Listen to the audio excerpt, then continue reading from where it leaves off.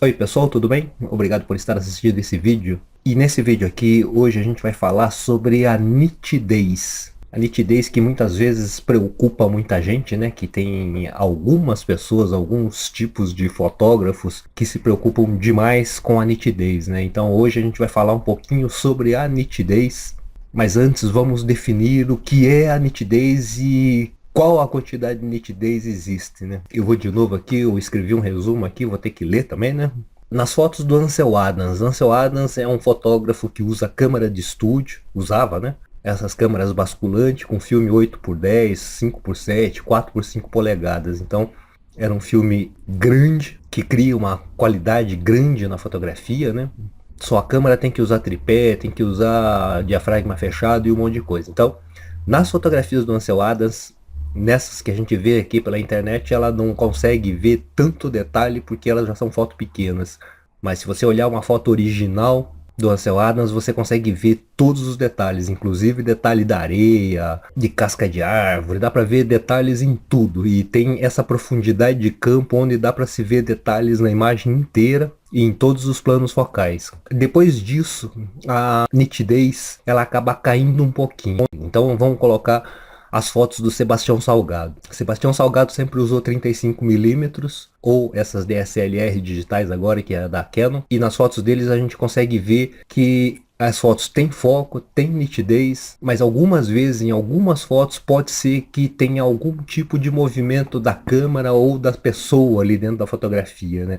Algum movimento por causa de ambiente meio escuro, né? De ambiente noturno, usando filme de ISO baixo. Mas mesmo assim, as fotos do Sebastião Salgado têm um foco, têm a nitidez, mas talvez não tenha a profundidade de campo, né? Normalmente tem. Nas fotos dele, raramente aparece alguma foto com esse tipo de movimento de pessoas, né? Então, as fotos do Sebastião Salgado, apesar de ter sido feitas com DSLR, elas são nítidas, têm foco, mas às vezes pode não ter um foco tão grande, uma nitidez tão grande quanto as fotos do Ansel Adams. Depois disso vem as fotos do Henri Cartier-Bresson. Eu coloquei os 3 fotógrafos mais famosos que a gente tem aí na história, né? E que usam câmeras de tamanhos diferentes, né? Henri Cartier-Bresson já não tem essa nitidez que tem as fotos do Sebastião Salgado e nem mesmo a nitidez que tem nas do Ansel Adams. Cartier-Bresson e Ansel Adams são contemporâneos, né? Eles são mais ou menos da mesma época e usavam câmeras fotográficas e filmes diferentes, de tamanhos diferentes, né? Então, as fotos do Cartier-Bresson são fotos de rua, né? Como as do Sebastião Salgado, são fotos feitas na rua, sem tripé, com a câmera na mão, só com eles. E a maior dificuldade do Cartier-Bresson na época dele era que nessa época o filme ia até no máximo ISO 400 e as lentes tinham uma abertura máxima de 3.5, né? Então a lente já era escura, o filme não tinha uma sensibilidade tão grande, então se tivesse um dia muito nublado, a velocidade já caía bastante, né? Se estivesse próximo do final da tarde, já caía mais ainda. E à noite já era muito mais difícil de fazer a fotografia, né? Nas fotos do Henri Cartier-Bresson, a gente já consegue ver que essa nitidez já se perde um pouco, mas porque existe o movimento dentro da fotografia do Bresson, né? E esse movimento era uma compensação para a velocidade que ia ficar baixo, né? Por causa do ISO baixo e tudo, né? Então a velocidade ia cair. Então, para compensar isso e para não ficar com uma foto tremida, né? Então usava-se o pane no máximo ali para tentar acompanhar a pessoa que estivesse na foto, né? Mesmo esses 3 sendo os 3 fotógrafos assim, mais famosos, né? Os mais importantes para nós hoje em dia, né? Todos esses 3 também enfrentaram reclamações, né? Enfrentaram pessoas falando mal das fotografias deles, né? Ansel Adams, por exemplo, apesar das fotos dele ter uma nitidez extrema, ter foco extremo, ter profundidade de campo extremo, as pessoas reclamavam que não tinha gente dentro das fotos dele, né? Então, algumas pessoas nunca estão satisfeitas, né? A do Cartier-Bresson, da mesma forma. Tinha as pessoas muito bem feitas dentro da foto, mas faltava a nitidez. Então as pessoas reclamavam do quê? De que não tinha nitidez. Tanto que Henri Cartier-Bresson tem uma frase em que ele diz que nitidez é um conceito burguês. E por que ele disse isso? Porque na fotografia e na arte, na imagem, né, não existe essa nitidez muito grande. Existe a composição da imagem, né? O cenário que está na imagem, as pessoas, tem toda essa história da imagem que é muito mais importante que a nitidez, né? E as fotos do Cartier-Bresson ainda são nítidas, né? Elas têm uma ou outra que tem um pouquinho de balanço, né? Fora isso do Cartier-Bresson, né? Tem um pouquinho menos nitidez. Existem as fotos com total falta de nitidez, né? Ou foto tremida, ou foto completamente fora de foco, né? Mas mesmo assim, muitas dessas fotos fora de foco ou tremidas, elas valem muito porque elas são fotos artísticas, né? E são vendidas como fotos artísticas. Então, mesmo elas estando fora de foco ou tremidas, elas têm um valor artístico. Não é toda foto tremida que tem um valor artístico, tem que ter essa impressão na imagem que vai te dar, né? Então, é muito importante que tenha essa comunicação entre a obra e o espectador da obra, né? Então, para que essa imagem valha alguma coisa, né? O espectador tem que sentir alguma coisa e sentir alguma coisa forte, assim, né? Porque só assim a foto vai ter um valor, né? Existem dois setores da fotografia completamente diferentes. Um é onde a nitidez importa muito e é uma das principais metas dessas fotografias, é a fotografia comercial, a fotografia usada em publicidade, usada em peças de propaganda para vender algum tipo de produto. Esse tipo de fotografia, ele precisa estar em foco ou precisa ter uma nitidez grande, porque ele trabalha com a venda de algum produto, né? Ele trabalha com a expectativa do espectador. Então, esse tipo de fotografia, ele não é uma obra de arte, né? Ele é uma matéria de comunicação com o público.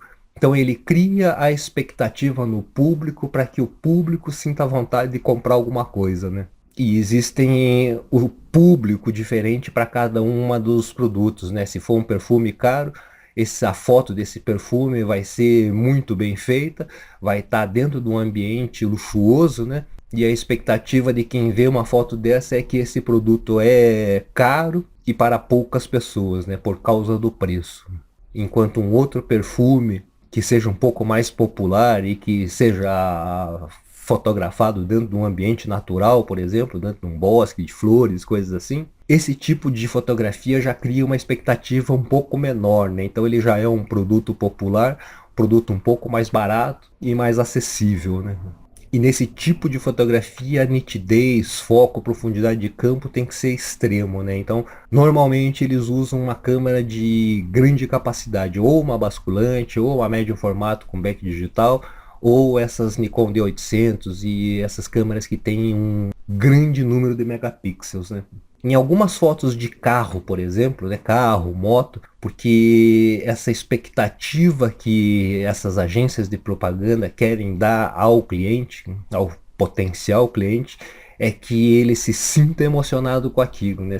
Que ele se sinta próximo desse carro, por exemplo, né? Então, carro e moto normalmente tem fotos com o pane, né? Ou então manipulado no Photoshop para que pareça que dê velocidade, né? Num tipo de um pane assim, mas muitas vezes feito no Photoshop, né? E o carro também, o carro vai ficar sempre nítido, perfeitamente nítido, né? Mas isso tudo é para criar uma expectativa para que eu compre um produto. Nessa foto comercial, por exemplo, existe esse tipo de fotografia ilustrativa que a gente já falou aqui numa aula. E esse tipo de fotografia que é essa ilustrativa, ela cria uma expectativa, ela cria um pré-conceito nas pessoas de um produto que não tem nada a ver com aquela fotografia que ela colocou ali para vender o produto, né? Se a gente pegar em qualquer fast food aqui, dos normais e dos mais conhecidos, se a gente olhar uma fotografia do sanduíche que eles colocam ali no menu para a gente comprar e a gente pegar o sanduíche real e abrir e comparar mesmo, então a gente vê que a gente não comprou o que a gente viu, né? Mas porque a gente já tinha esse pré-conceito sobre esse sanduíche. Então ele parece ser um sanduíche bonito, a gente entra, né, compra como se fosse aquele sanduíche bonito e a nossa fome ajuda a fazer com que aquele sanduíche fique bonito, né? Apesar de não ser, né? Se a gente chegar sem muita fome e abrir aquele sanduíche, a gente pode até ficar meio constrangido com aquilo, né? Porque a gente está levando uma coisa completamente diferente do que está numa fotografia, né? E isso é simplesmente esse preconceito que se cria com a publicidade, né? Então a publicidade pode fazer com que um produto fique super aceitável, apesar de ser um veneno, ou pode fazer com que um produto seja rejeitado, apesar de ser bom. Então, dentro desse mundo da foto comercial, existe esse lado maquiavélico também, né? E num outro lado da fotografia, que é esse lado da fotografia artística documental, nesse tipo de fotografia, a gente já não trabalha com a expectativa de que ele vá comprar alguma coisa, né?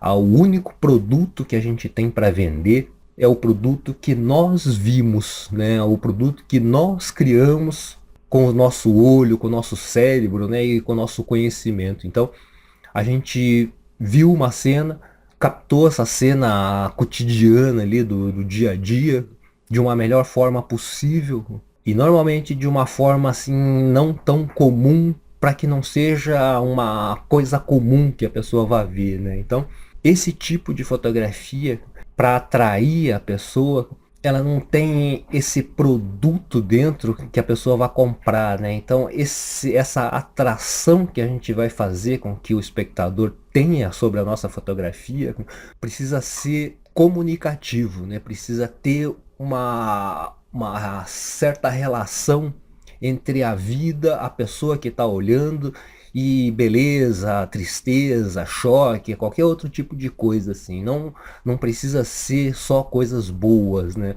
Podem ser coisas chocantes, mas que ou informe a pessoa ou que mude o dia da pessoa, né? Que mude a vida da pessoa, que ela se sinta ou chocada, ou apaixonada, ou amedrontada, ou feliz e qualquer coisa assim, né? É difícil de falar qual tipo de foto vai fazer as pessoas ficarem felizes, né? Quer dizer, é fácil, né? Para homem basta ter foto de mulher pelada, pronto, né? Assim a foto vira uma obra de arte, mas não é isso, né? Para um fotógrafo artista ou documental, existe essa grande diferença entre o produto que a gente está vendendo, né? A fotografia comercial vende, né? E a nossa fotografia artística documental. O que a gente vende é a nossa ideia, né? É a nossa forma de se ver o mundo. E não temos nenhum produto, né? O nosso produto final acaba sendo um pedaço de papel fotográfico com uma imagem que a gente criou em cima, né? Então, esse é o único produto que a gente tem. E que esse pedaço de papel vai enfeitar uma parede, vai enfeitar um escritório ou alguma coisa assim, né? Nós, como não temos um produto a ser vendido, né? Ou então o produto que nós criamos no final é como se fosse uma pintura, né? É como se fosse um quadro de um pintor. O pintor também é outro que faz o trabalho de pintura dele para que ele tenha esse produto dele à venda. E o nosso tipo de fotografia, esse fotógrafo amador, o fotógrafo artista ou documental, esse tipo de fotógrafo tem no final a sua fotografia para ser vendida, né? Assim, para ser ou uma foto decorativa ou uma foto para matérias de revista e coisas assim, né? Então existe um mercado diferente do que é esse mercado comercial da fotografia, da propaganda, por exemplo, né? Aqui no Brasil, esse mercado da fotografia artística ainda é muito pequenininho. Uma hora que, quem sabe, a gente consegue aumentar esse tipo de mercado para esse tipo de fotógrafo artista, né? Ou documental. E a gente conseguir ter outro tipo de trabalho também, né? Um trabalho mais independente. E esse tipo de fotógrafo documental, fotógrafo artista e para quem cria suas próprias fotografias do cotidiano, a nitidez, o foco, ele não está em primeiro plano, né? É importante ter, mas não é o mais importante a ter. Então pode ter foto um pouquinho tremida, um pouquinho fora de foco, um pouquinho fora do padrão comercial da fotografia, que é ter foco total, né? E todos esses grandes fotógrafos também tiveram sempre alguém reclamando, né? Mesmo quando a foto estava extremamente nítida, alguns críticos reclamavam que não tinham pessoas dentro, né? Sempre tem alguém para reclamar, né? Então, quando alguém reclama da sua fotografia, não se preocupe, porque todos os grandes fotógrafos, e todos mesmo, tem, sem exceção alguma, todos tiveram alguém reclamando. Sempre essas pessoas que reclamam acham que falta alguma coisa na fotografia deles. Mas o que deveria acontecer são essas pessoas que reclamam, era pegar e fazer as fotos como eles acham que deveriam, e não reclamar sobre o trabalho dos outros, né? E esses fotógrafos todos, né, o Cartier-Bresson já falou em 40 e pouco ali que a nitidez é um conceito burguês, né, por causa disso. Ansel Adams também não foi diferente, né? Ansel Adams tem uma frase dele que também fala assim, ó: nada é pior que uma imagem nítida de um conceito desfocado. E Ansel Adams falou isso por causa desses críticos dele, né? Então, a foto tá nítida, mas falta alguma coisa. Então, essas pessoas críticas, né, para elas sempre faltam alguma coisa. Mas na verdade, o que falta nelas é essa capacidade de produção, né? Essa capacidade criativa de se produzir alguma coisa. Então, no final, né, e para finalizar mesmo agora, nitidez é super importante para foto comercial, mas é de uma importância secundária na foto artística ou documental, né? É importante ter, mas não é imprescindível ter. Tem uma frase agora aqui que eu vou colocar no final pra gente, que é muito importante para todo mundo, né? Que diz assim: a perseverança no saber e no fazer é recompensado no final. Então isso quer dizer que é importante a gente tentar.